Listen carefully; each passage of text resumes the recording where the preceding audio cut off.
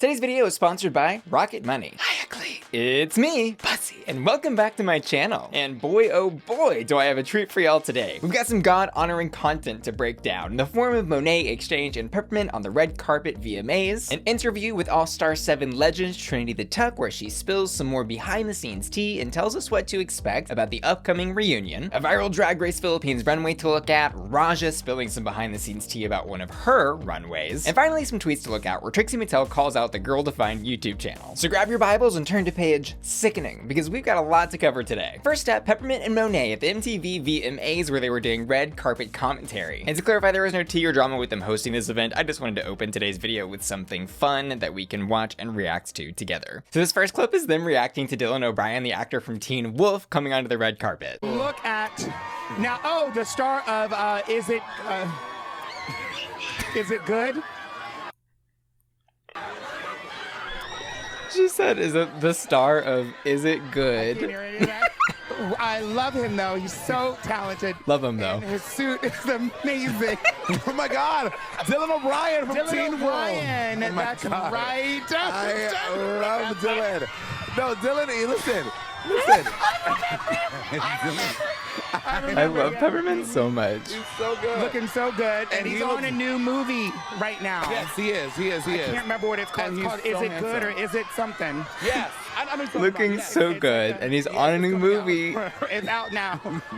Anyway, the point is, they look great. Maybe they'll come and talk to us. Good grief. Is it good? Is it something? Is it good? Is it something? Is it fashion? But is it fashion? Please, somebody give Peppermint and Monet a running show where they just do this all day, because I would watch the hell out of it. And I also want to quickly shout out, not only were Peppermint and Monet doing commentary on the red or black carpet, I should say, but Bob the Drag Queen and Kerri Colby attended, and if I may say so, I think they were both looking quite hot.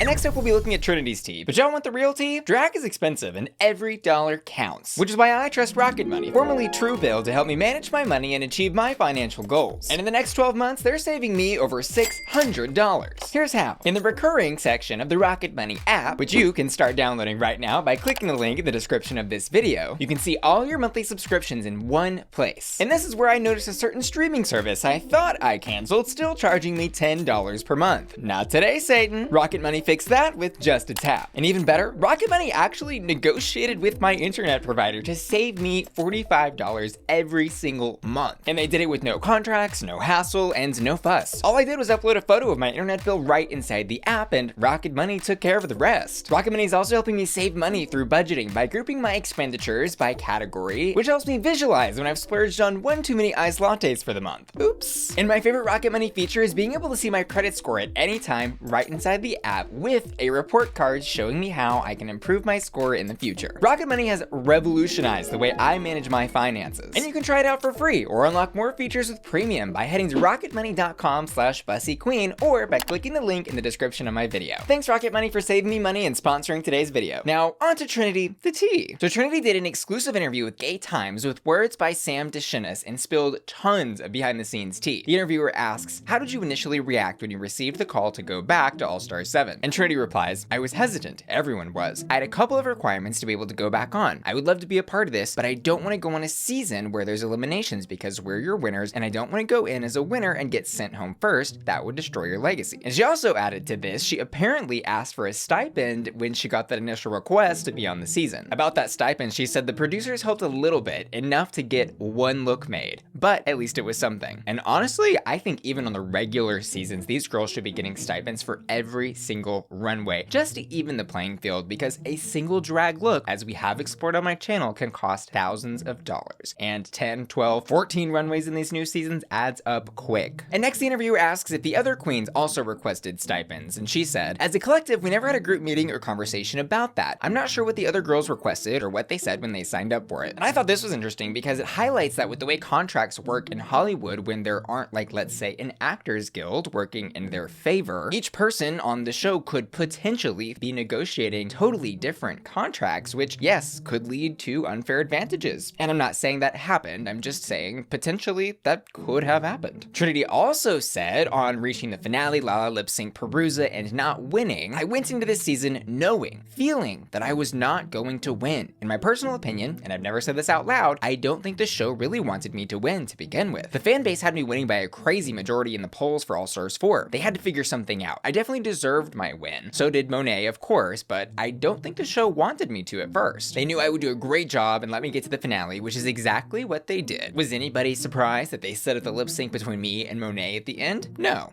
Girl, I know I wasn't. I mean, come on. The moment that we saw Monet and Trinity, the twinners, enter that season together, we knew that there was going to be some kind of conflict resolution by the end of the season. She added, I used to look at it like a legit competition like I did with pageants, but going through it 3 times, you just get to see that it's Hollywood. It's TV. It's entertainment. Tatiana said it best. What you see isn't always the truth.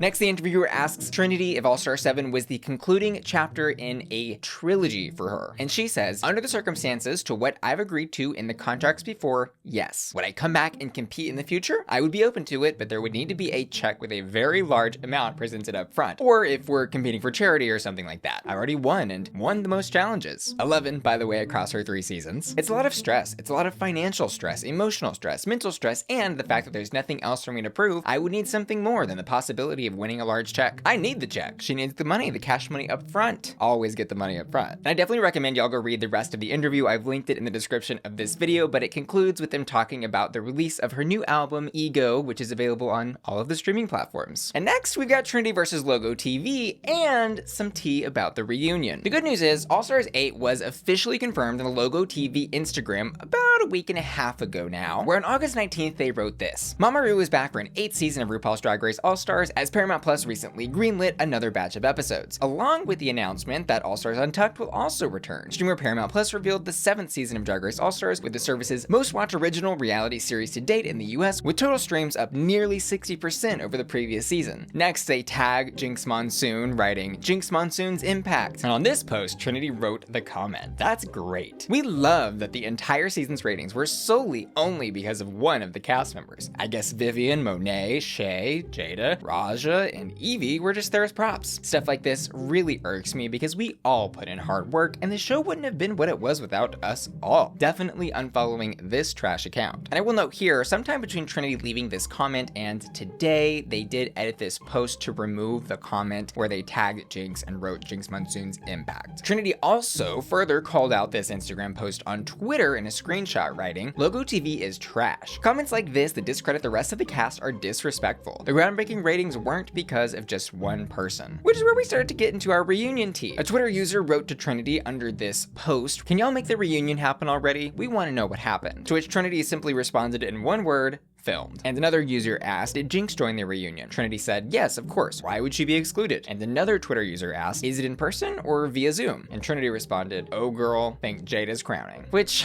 I'm not gonna lie, did really kind of upset me to find out because I wanted an in-person reunion so bad. I wanted it so bad.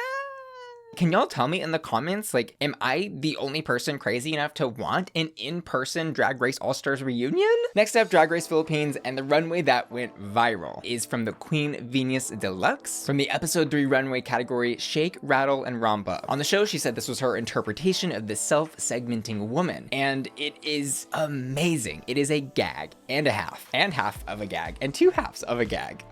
But what you may not have seen is the full clip where she reveals actually on the runway how this look was created. It basically is the 2 parts and she's walking sideways the entire runway so that she can hold the legs off to the side. And the crazier thing about this runway is that it wasn't even just this runway that was this gag worthy. The entire cast is doing some crazy shit. If you're looking for a great season of Drag Race, look no further than Drag Race Philippines. They've got everything. Scary babies, giant bird people, and bone witch doctors. Anyways, enough. Just make sure y'all check the season out. The artistry is incredible. And next up, we've got Raja confirming some behind the scenes tea about her laser runway on the Very Delta podcast. And you'll remember if you were watching my coverage of the All-Star 7 season, back when the light up runways happened, Willem actually commented on the RuPaul's Drag Race Instagram post of these runways, writing, "You should have shown RuPaul standing up to clap for Raja, TBH, because it happened, but you were all too concerned with your storytellings and mother goosing." And so this was kind of an open secret or rumor that had been floating around for a while, but Raja did finally confirm it, saying this. Because behind the scenes, what people didn't see that was completely off edit, off camera, and the girls ever meet one of them will vouch for me when I say that RuPaul lost her damn shit. She was like, what the oh my God, Raja! Yeah. You know, and then it started up again, and then you never got to catch any of that. I did see some people getting upset throughout the season that there was a bit of favoritism happening, but I mean, it is RuPaul's show, and it's a reality TV competition. Of course, there's going to be a level of favoritism that exists. And it is worth noting this favoritism, without naming names, has been acknowledged by the queens themselves, like when Trinity tweeted out, "I'm telling y'all what, if the queens ever told the real tea, ... gag." And someone replied, "We heard about that production favoritism, by the way," to which Trinity replied with the eyes emoji. But favoritism aside, I think the season actually did a really great job, as even Trinity highlighted in her interview with Gay Times, of showing every queen in the best possible light that they could. And finally, let's get into our last little piece of tea. We have Trixie Mattel stoking the flames of her YouTube rivalry with the channel Girl Defined. And I am being a bit facetious here when I say that. The only real rivalry I know of between these two is Trixie did a reaction follow along thing with their how to put makeup on in a God-honoring way video in the past. These girls, if you don't know, are an evangelical Christian sister duo who have been terrorizing the platform for years. And they, appropriately so, get roasted by pretty much every big YouTuber. Even Cody Ko had a Cody go at them years ago in his That's Cringe series. And their latest video, "Drag Queens Are a Mockery of God's Design for Womanhood," is an alt-right evangelical echo chamber for exactly what you'd expect and more. It's not gonna help all of the major mental breakdowns that are going on in our world. This is not helping it by affirming that one, men can be women, or two, men should dress up like women. This is insane. No wonder we have problems. And just for fun, I did react to this video in totality over on my Patreon as a patron exclusive. That's my members only website where my patron family gets exclusive member benefits like early access to my YouTube videos and more, and you can join by clicking the link in the description of this video. But it's basically 11 brain dead minutes of these two girls attacking all things LGBTQIA+ in the name of God, with a fear-mongering focus on the big scary drag queens where they call us perverts and preach relentlessly that the only way to live your life is in a God-honoring man and woman way. Robots. Oh, and the other thing to know about this video is that the one on the left with the blank stare that contributes absolutely nothing to the video hits herself with a ream of paper in the first minute of the video. In fact, something happened recently in our own backyard, not literally, but in Texas. I whacked myself in the face. Okay. And honestly, if I didn't know any better, I'd guess this channel was parody content, but sadly it's not. Truth truly is stranger than fiction, but I will leave the rest of the roasting to Trixie, who on Twitter said this. "The Girl Defined channel dropped a video about drag queens while I'm away currently in London. I swear to God, the day I get back to my YouTube studio, I'm coming for that ass." Which Bianca Del Rio replied to with, "I will join you." Can't wait. As always though, I want to say thanks so much to you for watching today's video and give an extra special shout out to today's video sponsor, Rocket Money, who you can check out using the link in the description of this video. I also want to give an extra special shout out to Aiden the Individual, Alicia, Angel, Cyrus, Dicky, Felicia, Frankie, Hector Simancas, Jeffrey, Joseph, Josh, Kyle Hermes, Laura, Sat, Louis Labrador, Luke Peterson, Mark James, Matthew Burns, Matto, Michelle, Bell, Miss F, Neely, Sailor, Steven, Topher, Wheelie, and Will and Tana, who are all supporting me at my Bussy Queen Collector tier over on patreon.com. See you all next time. Love ya. Bye.